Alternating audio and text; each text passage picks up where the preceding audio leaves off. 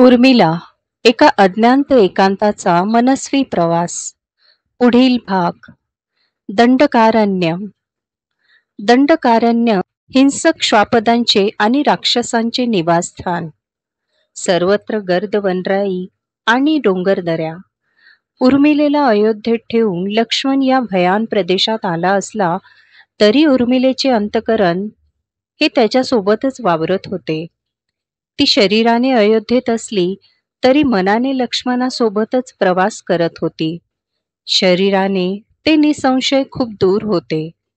दोघांमध्ये पत्रव्यवहार होणेही शक्य नव्हते.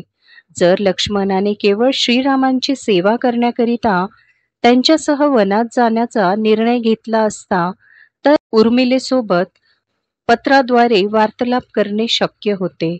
मात्र लक्ष्मणाने हा एक प्रकारचा संन्यासच स्वीकारला होता व काही काळासाठी अयोध्येतील कुटुंबियांसमवेत सर्व अनुबंध तोडले होते. लक्ष्मणाने बंधुप्रेमामुळे वनवास स्वीकारला, मात्र त्याने ही कृती करून रामकार्यात त्याने मोठा हातभार लावला आहे असे अनेक ऋषींनी त्याला सांगितले. लक्ष्मणालाही कळले नव्हते की त्याच्या वनवासामागे कोणते रहस्य दडले आहे. ऋषींनी त्याचे मार्गदर्शन केले. ज्याप्रमाणे श्रीरामांच्या जन्मामागे एक विशिष्ट हेतू होता, त्याचप्रमाणे लक्ष्मणाचा जन्म देखील एका विशिष्ट कारणाकरिता झाला आहे हे ऋषींनी त्याला सांगितले. लक्ष्मणाला एका अत्यंत महत्त्वाच्या योजनेला यशस्वी करणे भाग होते व त्यासाठी लक्ष्मणाला केवळ एक संन्यस्त सेवक म्हणून श्रीरामासह फिरणे अनिवार्य होते. ज्याप्रमाणे भारतवर्षातील राक्षसांचा आणि प्रामुख्याने रावणाचा वध करणे हा श्रीरामांच्या जीवनाचा उद्देश होता, त्याचप्रमाणे रावणाप्रमाणेच अत्याचारी आणि क्रूर असणाऱ्या लंकेचा उत्तराधिकारी संपवणे हा लक्ष्मणाच्या जीवनाचा हेतू होता. श्रीरामांना या जीवनकाळात पृथ्वीवरील राक्षसांचे ओझे कायमचे संपवायचे होते व त्याकरिता लक्ष्मणासारख्या एका व्रतस्थ वीर सहाय्यकाची आवश्यकता होती.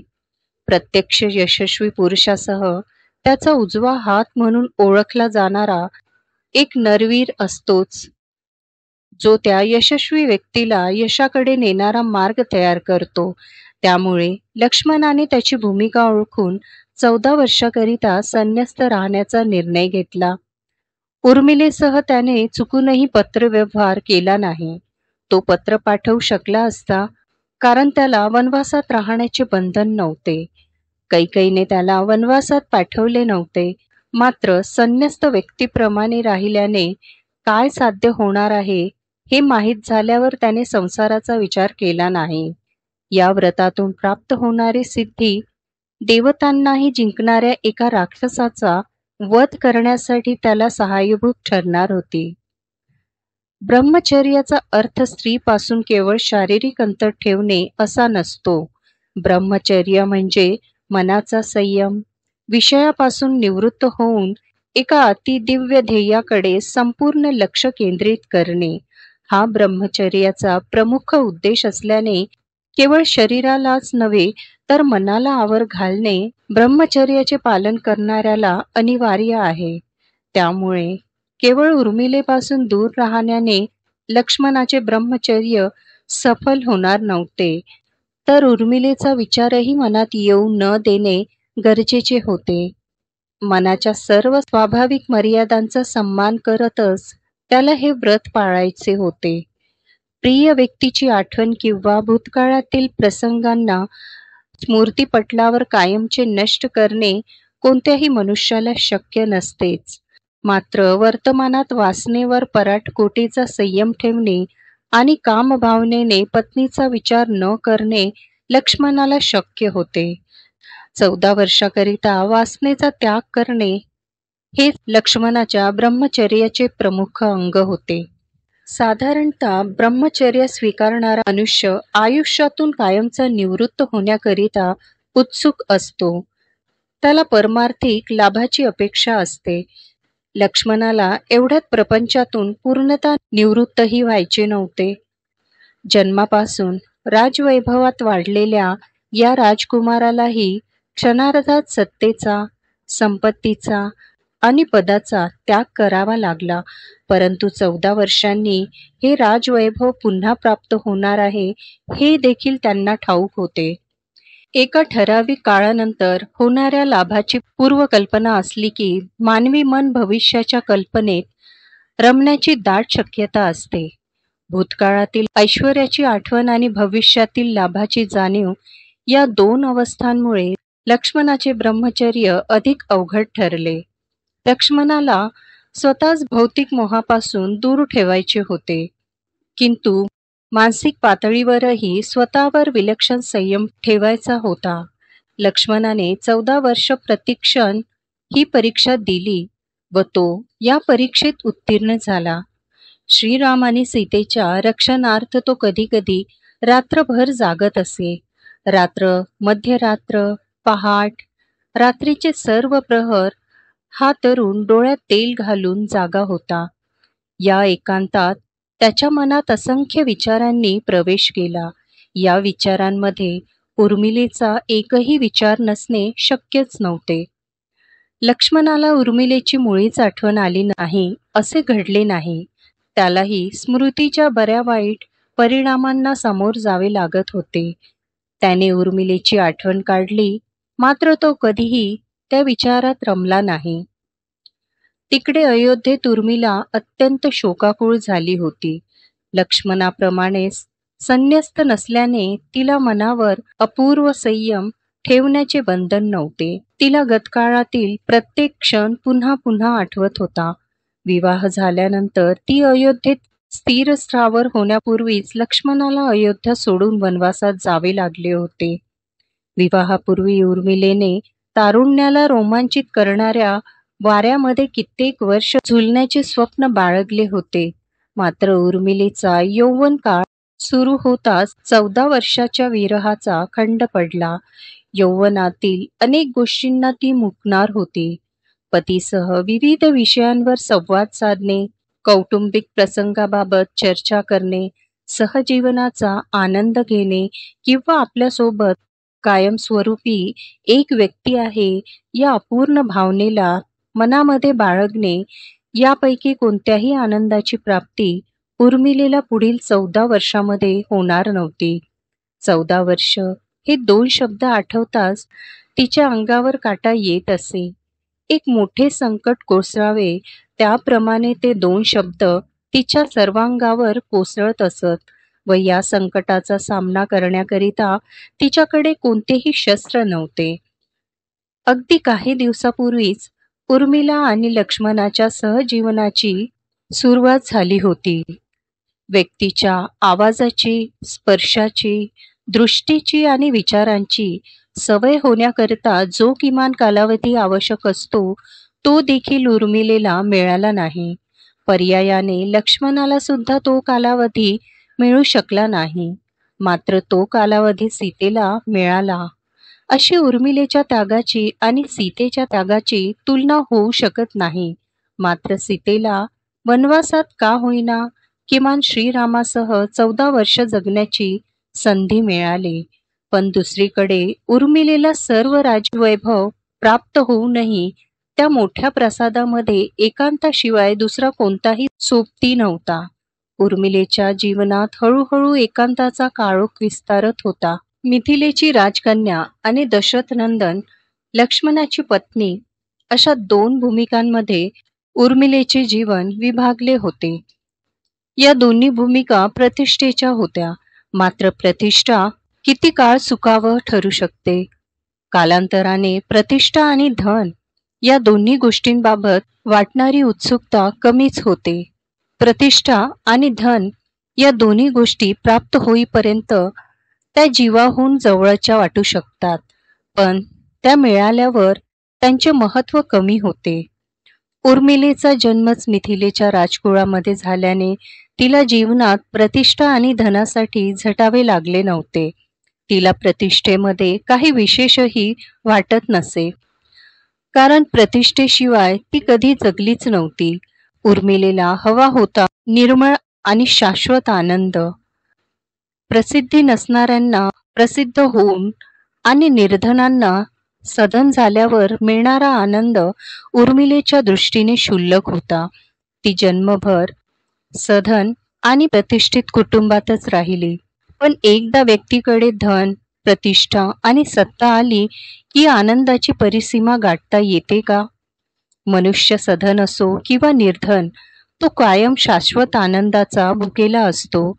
मनुष्य आनंदी असला तरी हा आनंद कायम टिकणारा नाही या भयाने ग्रस्त असतो. आनंदाची उणीव हीच उर्मिलेच्या जीवनाची शोकांतिका होती.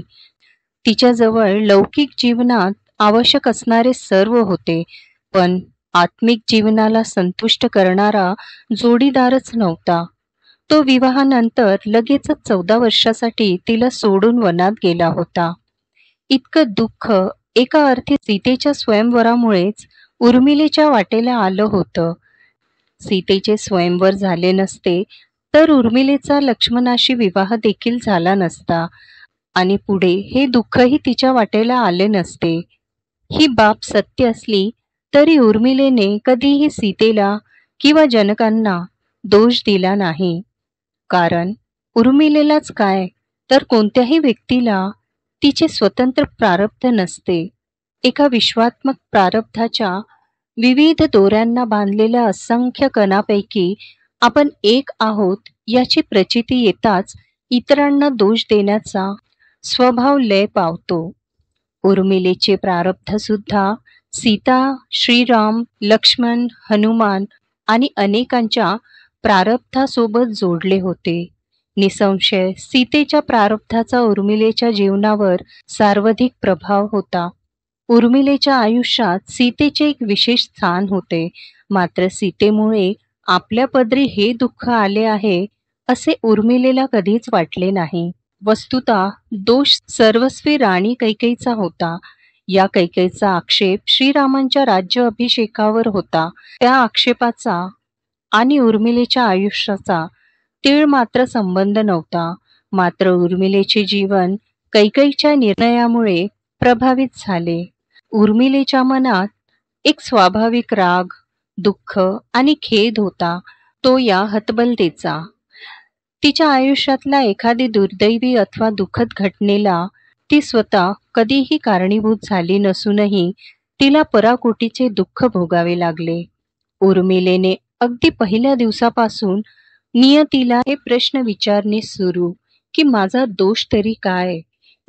मी कुणाचाही अनादर केला नाही, मी कुणालाही दुखवण्याचा प्रयत्न केला नाही, मग दैवाचे आणि माझे कशामुळे वाकडे आहे? हे प्रश्न उर्मिला नियती नावाच्या निर्गुणाला विचारत असल्याने तिला सगुण अवस्थेत कोणतेही उत्तर मिळणे शक्य नव्हते. एकूणच काय, तर उर्मिलेच्या हातात अक्षरशः काहीही नव्हते व ही हतबलताच तिच्या अंत्यस्थ वेदनांना कारणीभूत ठरली. उर्मिला रणरागिणी, योगिनी किंवा तपस्विनी नव्हती. ती मिथिलेत जन्माला आलेली केवळ एक राजकन्या होती. ती परिस्थितीचा विचार करत असे व त्यानुसार विविध निष्कर्षापर्यंत पोहोचत असे. मात्र तिला अगदी तत्वज्ञानाच्या तळाशी जावे असे वाटत नसे. तिने ईश्वरी कार्यात 14 वर्षाच्या तारुण्याची आहुती दिली खरी, मात्र एखाद्या तपस्विनीचे व्रत स्वीकारून पारमार्थिक महत्वाकांक्षांना बाळगत फिरणारी स्वाधी होण्याचे स्वप्न तिने पाहिले नाही. ती एक सामान्य स्त्रीचे जीवन जगत होती. मात्र या एकांताने तिच्या या अवस्थेलाही स्वाभाविकपणेच कलाटणी मिळणार होती.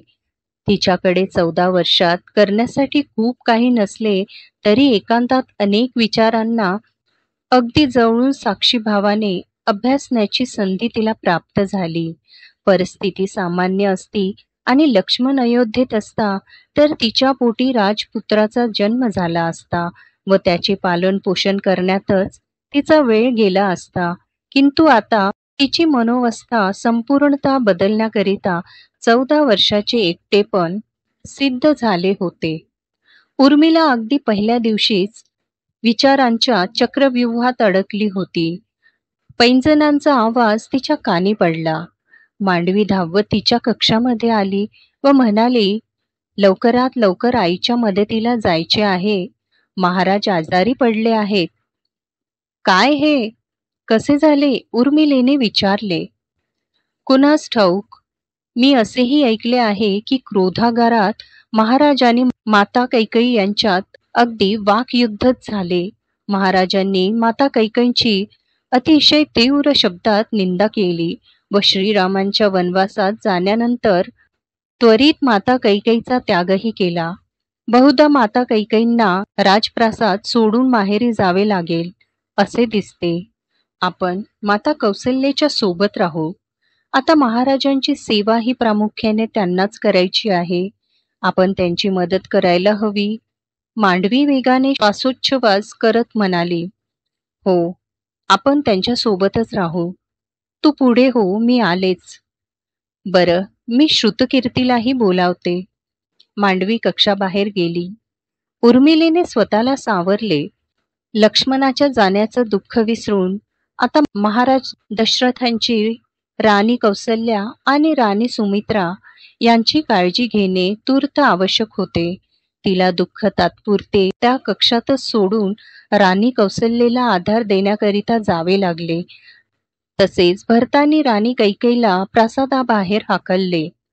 तर राजप्रासादात होणाऱ्या कहलाला कसे हाताळायचे याचा विचारही या 3 बहिणींनाच करायचा होता.